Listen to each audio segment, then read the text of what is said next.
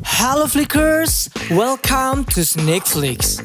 Dengan bangga kami mempersembahkan kepada kalian ulasan film berjudul Earth and Blood. Film ini menceritakan tentang pemilik penggergajian yang memutuskan untuk menjual seluruh asetnya demi membiayai perkuliahan anaknya yang mengalami disabilitas.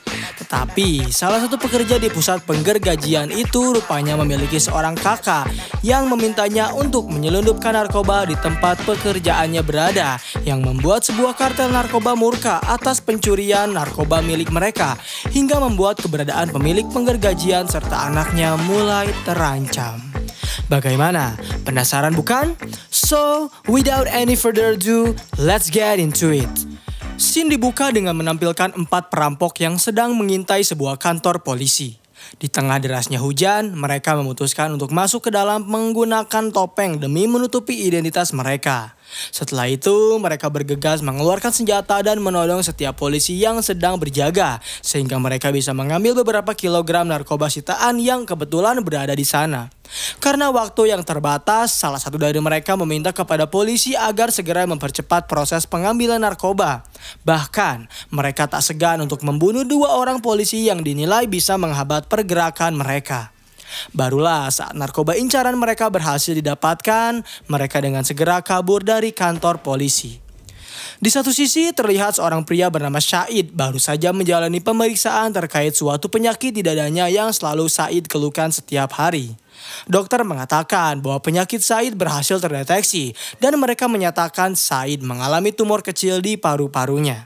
Beruntung para dokter bisa mengusahakan mencari solusi untuk mengobati tumor kecil tersebut.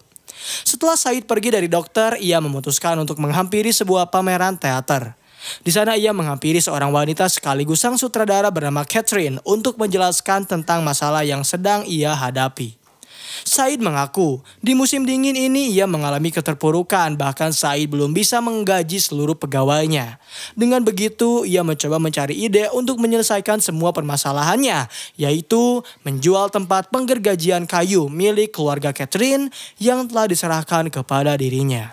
Mendengar hal tersebut, Catherine cukup terkejut karena ia paham betul tempat penggergajian kayu itu adalah satu-satunya mata pencaharian milik keluarga Syahid. Terlebih ia memiliki seorang putri yang harus dirinya nafkahi. Syahid mengaku ia tak memiliki pilihan lain karena ini adalah satu-satunya jalan keluar bagi mereka untuk bisa menyelesaikan permasalahannya. Syahid juga berjanji Catherine akan mendapatkan bagian dari penjualan tempat penggergajian kayu tersebut. Catherine hanya bisa terdiam karena ia pun tak bisa memaksakan kehendak yang ingin Syahid lakukan. Lalu Syahid berpamitan setelah semua pembicaraan yang ia ingin katakan kepada Catherine telah selesai. Sementara itu, para perampok yang telah berhasil mencuri barang sitaan narkoba di kantor polisi terlihat kebingungan karena mereka takut narkoba yang mereka curi akan diketahui oleh pemiliknya, yaitu para kartel. Sehingga salah satu dari mereka yang bernama Mehdi meminta bantuan kepada adiknya yaitu Yanis untuk membantu mereka menyembunyikan sejenak narkoba hasil curian mereka di tempatnya bekerja. Awalnya Yanis sempat menolak karena ia tak mau lagi ikut campur dalam urusan masalah Mehdi yang selalu saja membuatnya kerepotan. Tetapi karena saat itu Mehdi benar-benar mendesak Yanis dengan membawa nama keluarga mereka, akhirnya Yanis setuju. Ia mengambil narkoba tersebut dan menyembunyikannya di tempat dirinya bekerja, yaitu tempat penggergajian kayu milik Syahid. Pada saat jam kerja berlangsung, Syahid terlihat memergoki Yanis yang sedang berjalan-jalan di sekitar tempat penggergajian. Yanis hanya mengaku ia tak bisa tertidur semalaman. Kemudian Syahid mencoba untuk mengontrol beberapa peralatan yang sempat tak terpakai. Ia juga membayar terlebih dahulu salah satu pegawainya karena ia sadar mereka lebih membutuhkan uang tersebut daripada dirinya. Ketika pegawainya menerima uang yang Syahid berikan, ternyata ia melebihkan upah tersebut dengan alasan keterlambatan pembayaran. Padahal para pegawai tahu mereka sedang mengalami penurunan. Lalu Syahid mengajak Yanis untuk ikut bersamanya menyelesaikan pemotongan kayu yang harus mereka segera selesaikan. Saat sedang beristirahat, Yanis mencoba untuk menjelaskan permasalahannya, yakni ia ingin mencari uang tambahan. Kebetulan Yanis juga telah mendapat tawaran untuk menjadi pegawai di salah satu toko dan ia meminta solusi kepada Syahid tentang keputusan yang harus ia ambil. Said hanya bisa terdiam. Ia meninggalkan Yanis lalu turun dari truk dan menghampiri sebuah mobil yang sedang terparkir. Ia tahu dirinya sedang berada dalam masa sulit. Maka dari itu Said pada akhirnya mau menerima tawaran dari orang yang hendak membeli tempat penggergajian kayu dengan harga yang sama saat 3 tahun yang lalu Said mendapat tawaran darinya. Kemudian Said masuk ke dalam rumah, memasak makanan sembari menunggu kedatangan putrinya. Saat putrinya yang bernama Sarah telah tiba di rumah, Said mulai menjelaskan jika takkan lama lagi mereka akan segera meninggalkan kediaman mereka karena ia baru saja menjual tempat penggergajian kayu. Karena Sarah adalah anak berkebutuhan khusus, mereka berkomunikasi menggunakan bahasa isyarat dan Said menjabarkan alasan mengapa ia harus menjual tempat penggergajian kayu mereka. Karena ia tak bisa terus begini, menunggu kepastian yang tak jelas dan menggantung para pegawainya. Dengan uang itu pula, Sarah bisa ikut les menggambar dan mereka bisa membangun sebuah pondok kecil untuk tinggal bersama berdua saja. Sarah hanya bisa pasrah dengan keputusan dari ayahnya karena ia pun sadar dirinya pernah memberi saran kepada ayahnya untuk menjual tempat penggergajian tersebut kepada seorang pria bernama Lefevre. Di satu sisi, terlihat seorang pria bernama Adama sedang melihat sebuah kabar berita mengenai pencurian 8 kilo kokain di dalam kantor polisi yang dilakukan oleh 4 perampok menggunakan topeng. Namun Adama terlihat santai karena tak lama kemudian anak buahnya datang untuk memperlihatkan jika mereka telah berhasil menangkap 2 dari 4 perampok. Dan ternyata baru diketahui jika narkoba yang mereka rampok adalah milik kartel yang dipimpin oleh Adama. Tanpa memperlihatkan rasa kasihan sama sekali, Adama membunuh teman dari Mehdi tepat di hadapannya dengan cara mematahkan lehernya sekaligus. Itu adalah suatu ancaman bagi Mehdi jika ia tak mau memberitahu di mana letak keberadaan narkoba yang telah mereka curi. Keesokan harinya, Lefevre datang ke tempat penggergajian kayu untuk menyelesaikan pemindahan hak kepemilikan. Said pun tak mengira jika Lefevre akan datang secepat ini. Lefevre beralasan jika ia khawatir Said akan mengubah pikirannya untuk tak jadi menjual tempat penggergajian kayu tersebut. Setelah itu Said mengajak Lefevre untuk berkeliling. Said berjanji ia akan memberikan semuanya, segala fasilitas baik itu peralatan, tempat dan gedung. Tetapi ia meminta satu syarat kepada Lefevre, yaitu untuk tetap memperkerjakan seluruh anak buahnya. Meskipun itu pegawai baru, mereka semua sangat baik dan handal dalam pekerjaannya masing-masing. Lefevre berjanji akan mengabulkan permintaan dari Said, kemudian mereka melanjutkan perjalanan berkeliling tempat penggergajian kayu. Sementara itu, para pegawai tengah mengambil upah bulanan mereka yang dikelola oleh Sarah. Yanis juga telah mengambil jatah bagiannya. Dan disinilah permasalahan mulai terlihat. Ketika Said sedang mengajak Lefevre berkeliling, ia merasa heran dengan sebuah mobil yang tertutup plastik. Ia juga sadar mobil tersebut bukanlah mobil miliknya. Karena perasa penasaran yang tinggi, Said bertanya kepada beberapa pegawainya terkait mobil yang memang sering digunakan oleh mereka untuk mengantar barang. Namun tak ada satupun dari mereka yang menggunakannya hingga kecurigaan muncul terhadap Yanis. Saat itu Yanis sedang mengerjakan pekerjaannya. Lalu Said datang dan mengajaknya untuk ikut bersamanya sejenak terlebih dahulu. Said mempertanyakan mobil miliknya yang hari kemarin dibawa oleh Yanis. Yanis terdiam. Ia kebingungan harus menjawab apa dan Said memintanya untuk mengaku apa yang berada di dalam mobil tersebut dan apa yang sedang Yanis sembunyikan. Karena Yanis tak kunjung mau berbicara, akhirnya Said memecahkan kaca mobil secara paksa dan menemukan sebuah tas yang berada di dalam mobil. Ketika Said memeriksa, ia cukup terkejut melihat adanya banyak sekali heroin di dalam tas tersebut. Barulah di situ Yanis mau berbicara. Ia khawatir dengan kakaknya ketika ia diminta untuk menyembunyikan narkoba tersebut. Yanis juga tak tahu harus menyembunyikan narkobanya ke mana. Said benar-benar marah. Ia tak menyangka jika selama hari dirinya telah memfasilitasi tempat makan dan uang upah kepada Yanis, tetapi ia tetap melakukan hal terlarang tersebut. Kini Said meminta kepada Yanis untuk menelpon kakaknya agar mengambil barang tersebut dengan segera. Hal yang Said pertama lakukan adalah menyuruh Sarah untuk menyelesaikan proses penggajian lalu menyuruh semua pegawai mereka untuk segera pulang. Sementara Yanis akan berada di sini sejenak karena mereka memiliki sedikit masalah. Setelah itu, Said pergi keluar tempat penggergajian kayu dan melihat beberapa mobil yang sedang terparkir di sana. Hal tersebut membuat Said bertanya-tanya, lalu ia menghampiri penjaga. Penjaga mengaku jika orang-orang tersebut sedang mencari sebuah barang yang diduga berada di dalam tempat penggergajian kayu. Ketika Said melihat sebuah mobil melaju melewatinya, ia bergegas kembali dan ternyata mobil tersebut mendatangi tempat penggergajiannya. Seorang pria datang menghampiri Sarah yang sedang menjaga Yanis yang berada di dalam gudang akibat dikurung oleh ayahnya.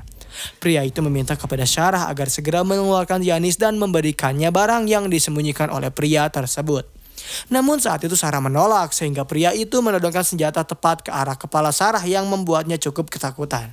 Beruntung, sebelum pria itu menembakkan satu peluru tepat ke arah kepala Sarah, Syahid datang di waktu yang tepat. Tanpa rasa bersalah, ia langsung menembak pria tersebut menggunakan shotgun dan mengeluarkan Yanis dari dalam gudang. Karena ia tahu mereka tak memiliki waktu yang banyak, Syahid meminta kepada Yanis agar menjaga anaknya dan pergi dari sini sejenak. Karena mereka tak bisa menelpon polisi akibat saluran telepon yang diputus oleh kartel narkoba tersebut. Setelah Yanis membawa kabur Sarah, Syahid langsung keluar dari rumahnya untuk berhadapan dengan Adama yang sedang mencari perampok yang telah mencuri narkoba miliknya.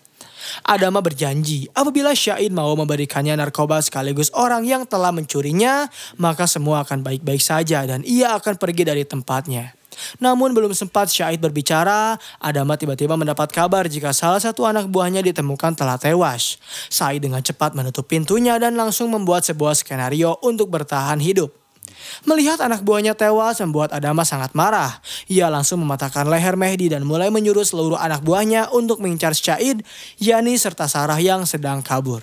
Mereka langsung berpencar sedangkan Adama berusaha untuk mencari keberadaan dari Syahid. Syahid yang sadar dirinya tertekan langsung melancarkan satu rencana, yaitu membunuh satu persatu dari mereka. Dan rencana Syahid cukup berhasil. Ia membunuh salah satu anak buah Adama lalu kembali memutari tempat penggergajian kayu agar Adama dan anak buahnya tak bisa dengan mudah menemukan keberadaan dari dirinya. Karena kesal Syahid bermain cukup apik, akhirnya Adama memutuskan untuk langsung membakar seluruh tempat penggergajian kayu milik Syahid agar dirinya bisa terpaksa harus keluar dari pabriknya. Sementara itu, salah satu anak buah dari Adama berhasil mengejar keberadaan dari Yanis dan Sarah. Ketika mereka sedang bersembunyi, Yanis mencoba menjelaskan jika ia sama sekali tak ingin semua ini terjadi. Lalu penembakan pun dimulai. Baik Syahid maupun Yanis dan Sarah berlarian mencoba melindungi diri mereka masing-masing. Memang saat itu Syahid benar-benar terdesak. Setelah pabriknya terbakar, ia memutuskan untuk keluar melalui sebuah celah yang tentunya tak akan diketahui oleh anak buah dari Adama. Kemudian Syahid masuk ke dalam sebuah garasi tempat di mana ia menyimpan bulldozernya. Syahid bertaruh nyawa dengan cara menabrakkan mobilnya ke arah kayu agar membuat Adama serta anak buahnya terkecoh. Dan beruntungnya, saat itu cara yang Syahid lakukan berhasil. Ia langsung masuk ke dalam garasi lalu dengan segera mengeluarkan bulldozernya untuk kabur. Mencari keberadaan dari Yanis dan Sarah yang semakin tertekan oleh keberadaan dari anak buah Adama. Setelah Yanis dan Sarah bersembunyi cukup lama, mereka bergegas kembali bergerak menuju sebuah gudang. Di sana Yanis menyuruh Sarah untuk mencari bantuan, sedangkan ia akan menjebak anak buah Adama yang mencari keberadaan mereka. Ketika Sarah berhasil menemukan sebuah rumah untuk meminta bantuan, ternyata Yanis berhasil membunuh salah satu anak buah Adama terlebih dahulu, sekaligus dirinya pun terkena tembakan tepat di arah perutnya. Di satu sisi, Syahid yang berada dalam buldozernya tengah dikejar oleh anak buah Adama yang ingin mengusirnya dari tempat ini. Namun ia lupa jika mobil yang dikendarai olehnya jauh lebih kecil daripada buldozer yang dikendarai oleh Syahid. Sehingga Syahid berhasil menabraknya hingga terguling. Ketika Syahid hendak menembaknya, ternyata anak buah Adama telah tewas terlebih dahulu. Lalu ia kembali bergerak mencari keberadaan dari Sarah. Saat Syahid tiba di gudang, ia melihat Yanis yang sedang terkapar menahan rasa sakitnya. Perlahan Yanis mulai tak sadarkan diri hingga akhirnya ia pun tewas. Karena Adama terus mengikutinya, Syahid dengan cepat bersembunyi. Ia melihat ke arah luar dan mendapati Adama serta anak buahnya telah datang. Lantas Syahid bergegas mengarahkan pistolnya keluar hingga ia berhasil menembak anak buah dari Adama yang terakhir. Tetapi ia juga harus mendapat tembakan dari Adama yang menembak secara membabi buta ke dalam gubuk yang dihuni oleh Syahid. Ketika Adama menghampirinya, ia bertanya di mana keberadaan dari Sarah. Karena Adama pun tahu Sarah adalah putrinya. Tetapi Syahid tak mau memberitahu di mana keberadaan Sarah hingga akhirnya Adama langsung pergi ke tempat di mana Sarah bersembunyi, yaitu rumah tetangganya. Saat tetangga Sarah sedang melihat ke arah luar, ia mengira jika Adama adalah seorang polisi yang hendak mengurusi mereka. Padahal ia adalah penjahat yang langsung menembaknya hingga tewas. Melihat satu-satunya harapan yang bisa menyelamatkan dirinya telah tewas, membuat Sarah langsung mencoba bersembunyi. Ia berlari dari kejaran Adama yang membuat kakinya tergelincir karena ia nekat melompat dari ketinggian. Adama yang melihat Sarah terpincang perlahan turun mendatanginya. Namun ketika Adama hendak membunuh Sarah, Said rupanya datang, mengambil kapak dan menebas Adama sebanyak 2 kali hingga ia tewas. Setelah itu, Said pun ikut terkapar dengan helikopter yang perlahan datang untuk menyelamatkannya. Sementara Sarah hanya bisa melihat ayahnya menahan rasa sakit menuju tewas. Dan pembahasan film Earth and Blood pun berakhir di sini. Terima kasih telah menonton video pembahasan film kali ini. Bagaimana tanggapan kalian? Komen di bawah untuk rekomendasi film atau seri selanjutnya. Klik tombol subscribe untuk mengikuti perkembangan channel ini dan klik tombol like jika kalian menyukai video pembahasan kami. Dan sampai bertemu kembali di film selanjutnya.